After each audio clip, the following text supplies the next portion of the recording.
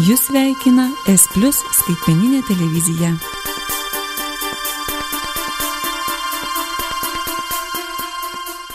Norėdami suderinti skaitmeninės televizijos imtuvą Dizipyje, vykdykite instrukciją. Pirmas žingsnis – išėjimas į pradinius gamyklinius nustatymus.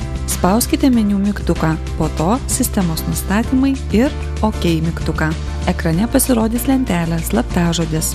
Gamykloje nustatytas slaptažodis yra 0000.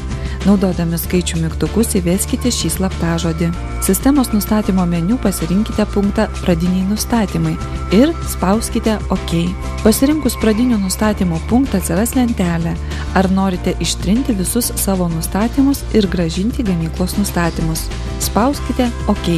Esami kanalų sąrašai bus ištrinti, visi dažniai ir nustatyti dydžiai bei vartotojo nustatymai bus panaikinti. Po trumpos pertraukėlės ekrane atsiras lentelė Inital Setup. Pradinio diegimo sistema padės jums pasirinkti kalbą ir atlikti kanalų paiešką. Valdymo pulto mygtukais aukštyn žemyn pasirinkite kalbą ir spauskite OK.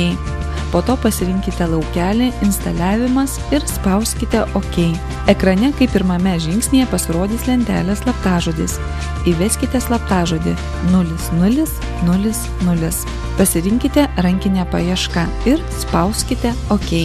Trečias žingsnis. Norint įvesti dažnį, spauskite žalią mygtuką ir įveskite paieškos pradžios dažnį 1220, naudodami skaičių mygtukus. Dabar pasirinkite punktą simbolių greitis ir surinkite 6875. Pasirinkus punktą konsteliacija, pasirinkite 64 QAM. Tinklo paiešką pradėkite paspausdami ON. Po to spauskite OK ir pradėkite paiešką. Pasibaigus paieškai surastų kanalų pavadinimai bus parodyti ekrane. Paspauskite OK mygtuką ir žiūrėkite surastus kanalus. Štai ir viskas. Gerų įspūdžių linkime su S+ skaitmenine televizija.